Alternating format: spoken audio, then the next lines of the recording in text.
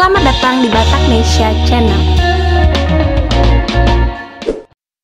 Mendengar kata Nazi tentunya mengingatkan kita pada nama pemimpin otoriter yaitu Adolf Hitler. Ia juga dikenal dengan diktator pada masa Perang Dunia II. Tapi tahukah kalian, ternyata ada orang Batak yang pernah merasakan kejamnya kamp konsentrasi Nazi. Namun beliau selamat dan berhasil lolos. Siapakah dia? Langsung saja simak ulasan video berikut ini. Sebelum lanjut, jangan lupa subscribe, like, dan share ya, agar kami lebih semangat memberikan informasi tentang budaya Batak dan juga tokoh-tokoh Batak yang menginspirasi kita semuanya. Parlindungan Lubis lahir di Batang Toru, Tapanuli Selatan, 30 Juni 1910. Beliau salah satu tokoh nasionalis Indonesia. Pada masa remajanya, Parlindungan merantau ke Batavia dan sempat bergabung di organisasi pemuda Jong Islamieten-Bond dan Jong Batak, yang kemudian bersama perhimpunan mahasiswa lain bersatu membentuk PPPI atau Persatuan Pemuda Pelajar Indonesia dan Indonesia Muda. Parlindungan berangkat ke Belanda setelah lulus kandidat 1 di Betawi. Di Belanda, ia belajar ilmu kedokteran di Universitas Leiden pada tahun 1930-an. Selama di Leiden, ia aktif sebagai Ketua Perhimpunan Indonesia atau PI selama periode 1936 sampai 1940 dan dianggap sebagai pelopor PI karena merupakan angkatan 2 setelah Muhammad Hatta, Sultan Syahrir, Sartono, Iwakusuma Mantri, Ali Sastro Amijoyo, dan Sukiman. Bersama PI, ia berjuang mencita-citakan kemerdekaan Indonesia. Setelah berpulangnya Hatta, PI akhirnya dipimpin oleh Parlindungan Lubis. Organisasi ini pun mulai menunjukkan pergeseran politik. Hal itu terlihat dari berhentinya kerjasama dengan Partai Komunis Belanda dan memulai hubungan dengan Partai Buruh Sosialis Demokrat.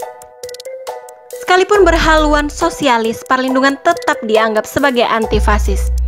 Inilah mungkin yang menyebabkan ia ditangkap oleh polisi rahasia Belanda binaan Gestapo di Amsterdam pada Juni 1941.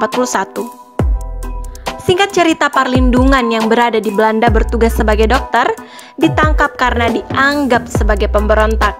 Ia pun dijebloskan ke dalam penjara dengan ukuran 3 kali 3 meter. Penjara tersebut mempunyai 2 tempat tidur besi tanpa kasur.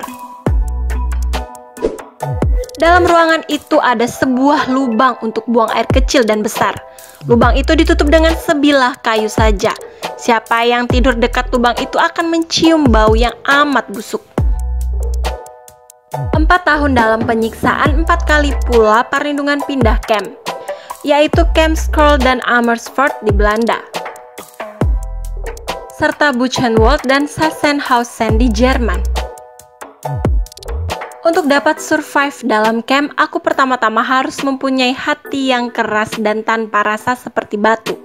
Segala perasaan yang sentimental dan cengeng harus dibuang jauh-jauh. Masa lampau sekali-kali jangan dikenang. Masa yang akan datang jangan diharapkan. Hiduplah untuk hari ini saja, ungkap Parlindungan.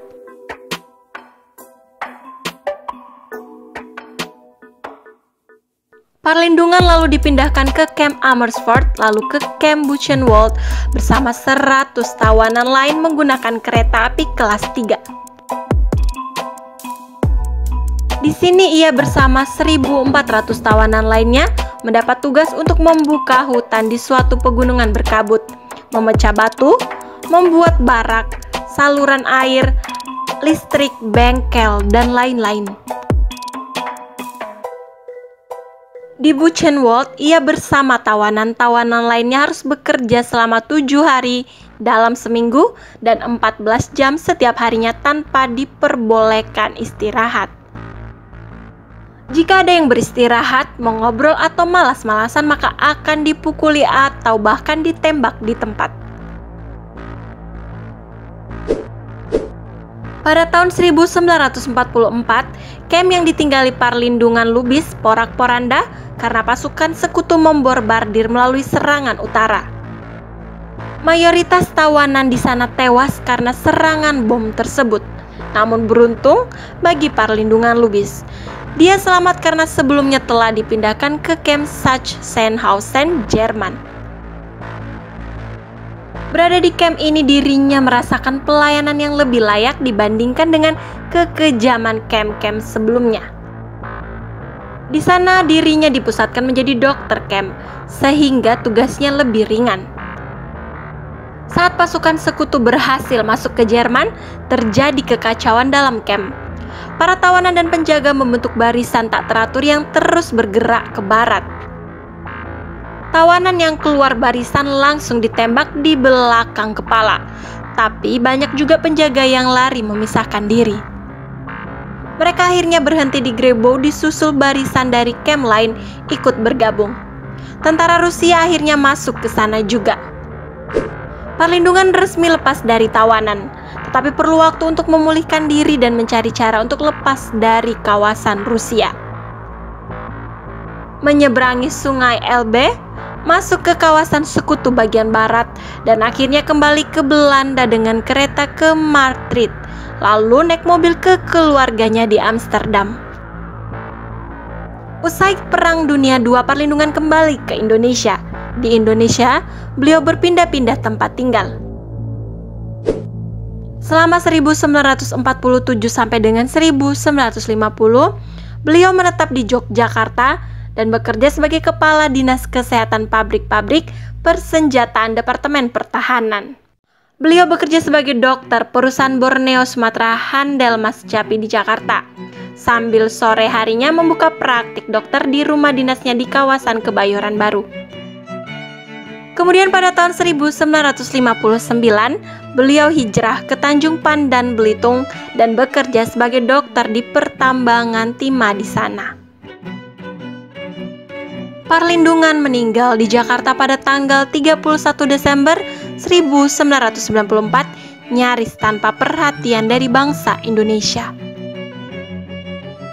Sekian informasi yang kami dapat sampaikan mengenai Perlindungan Lubis.